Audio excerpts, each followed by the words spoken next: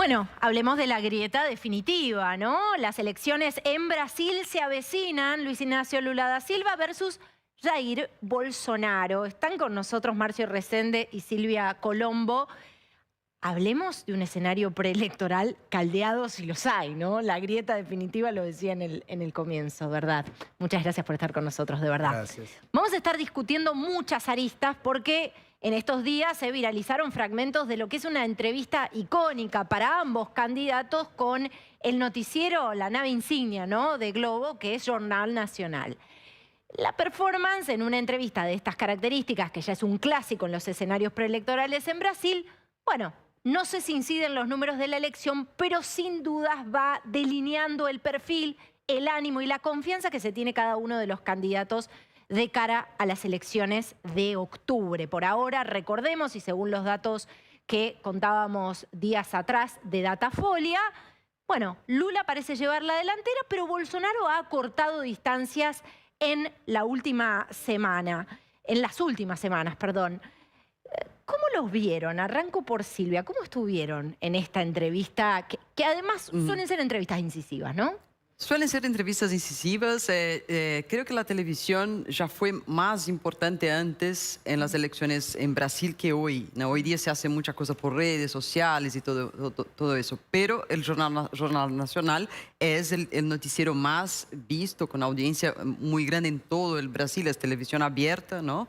Entonces, sí, es muy importante. Mucha gente lo vio, ¿no? Las dos entrevistas con Lula y con Bolsonaro fueron con más de 30 puntos de audiencia. Es bastante. Yo diría que la de Bolsonaro para mí me pareció que él no ganó votos ni perdió votos ahí. Estaba muy controlado para su temperatura normal, ¿no? No se cedió, no dijo palabrotes, no salió de línea. Pero tampoco fue tan presionado así, ¿no? Se cuestionó bastante los presentadores también, ¿no?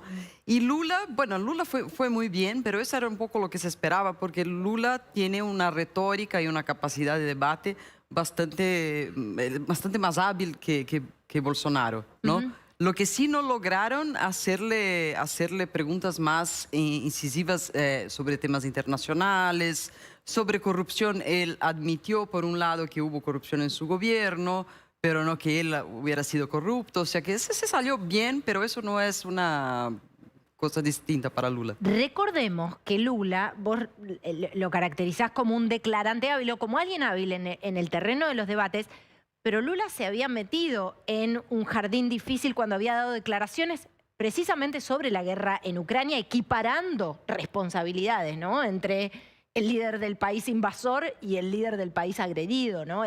Había sido realmente una de las primeras entrevistas internacionales así muy resonantes y Lula había dado declaraciones cuestionadísimas, ¿no? Sí, sí, sí. Sus declaraciones anteriores también sobre regímenes dictatoriales en Latinoamérica, sobre Nicaragua, Venezuela, Cuba, también suelen causar mucha turbulencia, mucho impacto negativo, ¿no? Y sobre eso no hubo tiempo para que le preguntaran. Marcio, quiero preguntarte por la performance de Jair Bolsonaro, el presidente de Brasil, en esta entrevista, pero vamos a ver un fragmento.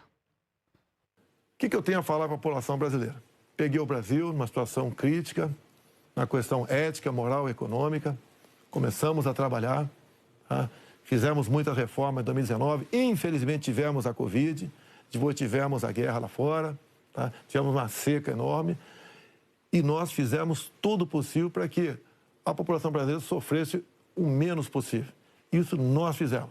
Hoje você nota o preço do combustível caiu assustadoramente, nada de canetada, com um trabalho nosso junto ao Parlamento brasileiro, conseguimos R$600 de Auxílio Brasil para 20 milhões de pessoas mais pobres, conseguimos a transposição do São Francisco, que estava parado desde 2012, levando água para o Nordeste. Nós pacificamos o MST, titulando terras pelo Brasil, e 90% dessa titulação foram para as mulheres.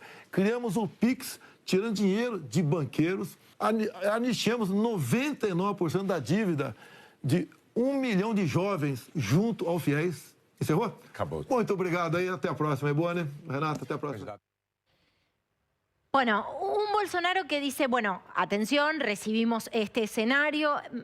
Él hace una mención, ¿no?, a la restauración ética, moral, porque fue el eje de su campaña, ¿no?, cuando llega a la presidencia, plantearse como en las antítesis del PT, muy señalado por corrupción. Y dice, y nos tocó este escenario e hicimos lo mejor posible para que el pueblo sufra lo menos posible. ¿Eso le puede alcanzar para captar algún voto más, Marcio? Es difícil, porque él tendría que pescar votos en el centro, donde está la mayoría de la población brasileña. Hay un 60% a 70%, inclusive 60% de la población que está en el centro. Y él tuvo momentos de tensión en esa entrevista, porque él estaba en la casa de su enemigo, que es la TV Globo. También es enemigo del Partido de los Trabajadores. Te iba a decir, enemigo de los dos. Pero Lula fue más vivo ahí. Lula tuvo una estrategia de no atacar a la TV Globo. De hecho, tuvo la chance de hacerlo y habló de la prensa de un modo general cuando poco antes venía, a lo largo de los últimos años, venía hablando de TV Globo, que quería que pidieran disculpas por todo lo que dijeron, pero ahí no, ahí fue paz y amor. Bolsonaro tuvo momentos de tensión, sobre todo basado en mentiras de parte de él y algunas exageraciones del otro lado. Los entrevistadores no estuvieron muy bien con Bolsonaro, del punto de vista que no supieron preguntar o no fueron muy incisivos, o inclusive en algunos casos le daban la respuesta. Por ejemplo, la economía no va bien. Es verdad que estuvo la pandemia, la guerra de Ucrania, o sea, ya le dieron la respuesta. Entonces, Bolsonaro, yo te diría, coincido con Silvia, salió empatado cuando tenía todo para salir perdiendo, salió empatado, y eso puede ser visto como un triunfo, porque empató en la casa del adversario. Lula salió mejor, le fue mejor. Si alguien sumó votos, yo te diría que fue Lula. Pero con Lula los entrevistadores no fueron muy incisivos, no hubo la repregunta, en poquísimos casos hubo una pregunta, no tocó temas muy sensibles. Y, por ejemplo, cuando le preguntaron cómo va a ser su relación con el centrón, que son donde están los partidos de centro, que comandan el Congreso, cómo va a ser su relación, dio respuestas como, bueno, voy a dialogar, voy a charlar. Bueno, en el pasado dialogar y charlar significó corrupción. Bueno, es interesante ese punto que tocas. Es muy, muy interesante por todo lo que sucedió en Brasil, en torno también a las investigaciones de corrupción y el lugar que se ocupa en la campaña. Vamos a escuchar a Lula en esta entrevista con Jornal Nacional. Eu queria dizer ao povo brasileiro que nós já provamos que é possível cuidar do povo brasileiro. Eu não gosto de utilizar a palavra governar, eu gosto de utilizar a palavra cuidar. Ou seja, tentar colocar o pobre no orçamento do país, tentar fazer com que as pessoas possam chegar à universidade. E vocês sabem que eu tenho orgulho de ter passado para a história como o presidente que mais fez universidade, que mais fez escola técnica. Nós pegamos o Brasil com 3,5 milhões de estudantes universitários, deixamos com 8 milhões. Ou seja, esse país é um país do futuro que nós precisamos construir. Não existe nenhuma experiência de país que ficou rico sem investir na educação. Então, nós vamos votar para poder investir na geração de emprego. Aliás, uma coisa importante, nós temos quase que 70% das famílias brasileiras endividadas, e a grande maioria delas é mulher. 22% endividada porque não pode pagar a conta d'água, a conta de luz, a conta do gás. Nós vamos negociar essa dívida. Pode ficar certo que nós vamos negociar, sabe, com o setor privado e com o sistema financeiro, porque nós precisamos fazer com que o povo brasileiro volte a viver con dignidad. A ver, sí. Es curioso que lo veías en los dos casos, las agencias de fact-checking medio que reprobaron a los dos. Todos esos números que dan ahí están o exagerados o falseados. O comprobados. Sí. Incomprobable. Y en algunos casos sí, cuando él dice, bueno, si no hubieran frenado la inversión en Petrobras, habríamos recaudado tanto, habría tanta inversión, ¿cómo comprobar? Contrafacto, sí. Después ahí los números están exagerados de los dos lados. Sí, ahora, la agencia Lupa hizo el fact-checking de los dos, ahora, y había inverdades en los dos. Bolsonaro fue el primer entrevistado. Y eso es una desventaja. Sí, claro. Lula llega superando los defectos que tuvo Bolsonaro. Por ejemplo, hay uno. En ese momento, fíjate que Lula le habla a la Cámara. Quiero decirle al pueblo brasileño. Y Bolsonaro, salvo un momento, hablaba con los entrevistados, donde había cierta tensión. Sí, Sí. Bolsonaro se estaba conteniendo para no salir el Bolsonaro Sí. no, más truculento. Y Bueno, entonces estaba no, muy lo así, que se vio ¿qué fue me una van a versión hacer? más calma, sustancialmente más calma, ¿no? Sí, De lo que probablemente se esperaba. Ahora, hablemos de Lula en cuanto a su estrategia. Creo que tenemos un spot de campaña. Quiero poner mi atención sobre la estrategia de nombrar de vice a quien nombra, ¿no? Sí. Y también sobre este discurso, sobre la contraposición entre el discurso para la tribuna y el Lula pragmático, que es el Lula en la gestión, ¿no? El Lula pragmático es el Lula en la gestión. Cuando él habla de voy a hablar con el sector privado, voy a hablar con el sector financiero, hay empresas que no han ganado jamás en su historia lo que han ganado con la gestión de Lula, ¿no? Y hay sectores del establishment hecho y derecho que están muy contentos con la perspectiva de Lula regresando al poder por distintos motivos. ¿Qué podemos esperar en esta nueva gestión de Lula, donde si gana va a recibir, una eventual nueva gestión de Lula, donde si gana va a recibir un país fragmentado, con un núcleo de votos muy importante de Jair Bolsonaro? Mira, la estrategia de Lula es la siguiente. Necesitamos la derecha para derrotar a la extrema derecha. Entonces, es construir un arco político para ganar las elecciones, pero, y él ya lo dijo, para lograr gobernar. Si no, se ganan las elecciones y no se gobierna porque hay una polarización muy fuerte. La mayoría de los... Hay votos a favor, por supuesto, pero yo te diría que el voto del centro es un voto en contra. Es un voto en contra de Bolsonaro, es un voto en contra de Lula. Y yo creo que las elecciones se van a definir por ese costado. Más allá de cuánto tenga uno u otro, es cuál es su techo, dado el rechazo. En ese sentido, hoy Bolsonaro viene bajando su rechazo, bajó del 53 a 51. Bueno, eso podría ser estabilidad. Y Lula tiene un 35-36%. Es decir, que hoy Bolsonaro perdería en ese sentido. Lula va a necesitar, y durante la entrevista, 4 momentos, Lula menciona a su vicepresidente, cosa que nunca aparece en las entrevistas. Menciona a Geraldo Alckmin, dando una señal al centro. Mirá a quien tengo a mi lado. Ya había hecho eso en el 2002, cuando puso a José Alencar, un empresario, como su vice. Pero Entonces, es la Alckmin, misma además estrategia. de un sector conservador del centro, ¿no? Sí. O sea, de valores Religioso. conservadores. Exactamente, Exacto. de valores más conservadores. Pero ojo que Geraldo Alckmin ya se había desafiliado del PSDB, y está en un partido de izquierda. Yo creo que el hecho de haber elegido a Geraldo Alckmin, es cierto que parte del PT no lo acepta muy bien, pero Lula ya abrazó a diablos más gordos, digamos así, ¿no? Ya abrazó a Paulo Maluf, ya abrazó... él es muy pragmático. No me sorprendió que él hubiera llamado a alguien del PSDB. ¿No? Bueno, a ver, vamos a ver el spot de Lula. ¿Qué Lula podría llegar si es que gana la elección de octubre? O que é isso aí, menino? Aumente esse som. Faz L, faz coração grandão, desenrola, o Brasil tem jeito. E faz L, faz coração grandão. Vem! Lula é o cara é o Lula, o coração da gente que te pediu. Lula é o cara é o Lula, o homem do povo, o melhor presidente do Brasil.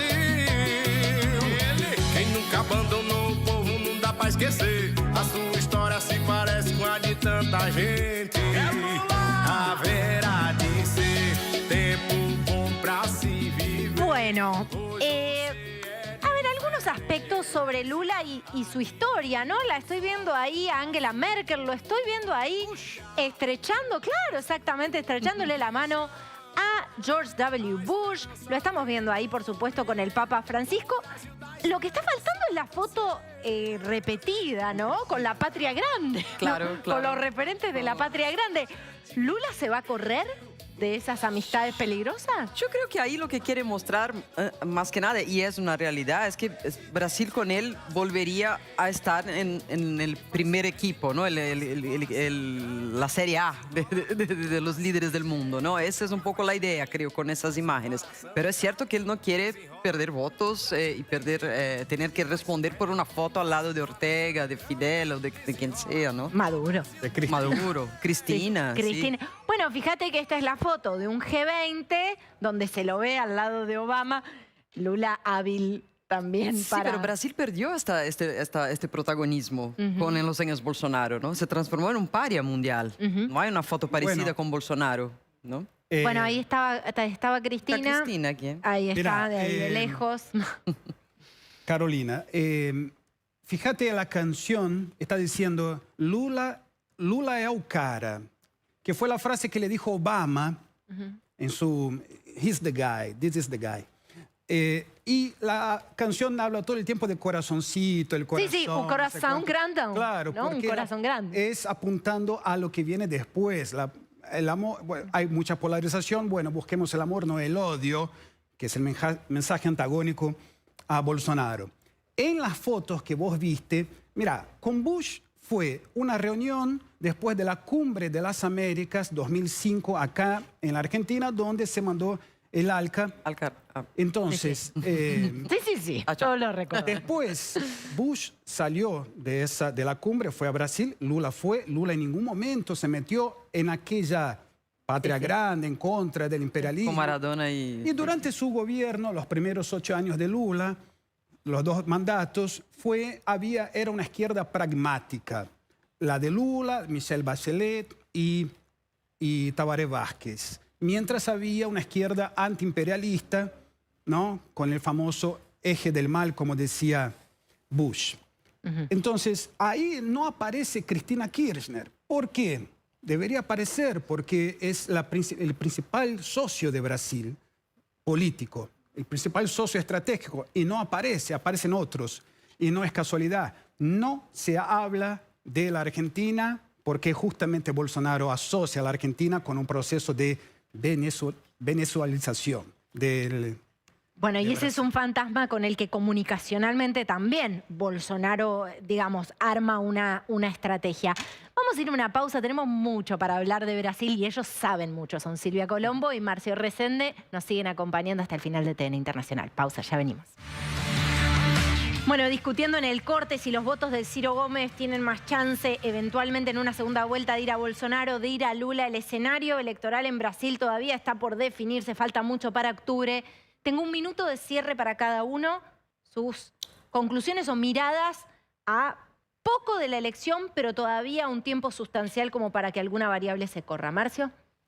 Yo creo que Lula cambió a partir de esta semana el discurso, cambió totalmente, ya no defiende ciertas cosas. Es más, durante las entrevistas en algún momento hubo alguna crítica velada a China y a Cuba, pero muy velada. Y vamos a ver a un Lula buscando votos en el centro, un Lula paz y amor de vuelta. Ahora, después cambia. Él es muy pragmático gobernando, pero su discurso va a ser con todos, tanto los pragmáticos cuanto los de la región, que son bastante, que polarizan mucho, ¿no? Y Bolsonaro va a buscar ese voto en el centro todavía, pero todavía su personalidad no le permite. Silvia. Bueno, yo también creo que no va a haber un confronto tan grande cuanto esperábamos entre los candidatos, ¿no? Porque ya vimos cómo están preparados para aparecer en la tele, cómo están siendo entrenados, y yo creo que eso medio que se mantiene. Lo que sí puede pasar, y ya está pasando, es una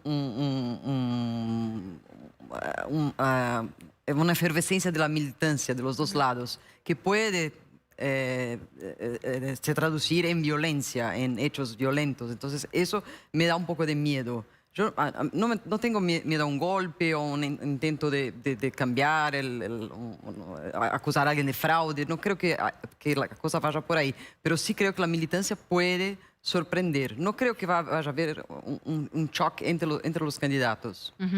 Bueno, pero atención con las calles, ¿no? Atención con las calles. En un ambiente y en un tejido social profundamente fragmentado entre dos proyectos y dos candidatos que representan miradas muy, pero muy distintas. Silvia Colombo, Marcio Resende, muchísimas gracias por estar con nosotros. Gracias. Casi que ya les hago la invitación de antemano para dentro de un par de programas porque vamos a seguir hablando y mucho de Brasil en TN Internacional. Pausa y ya venimos.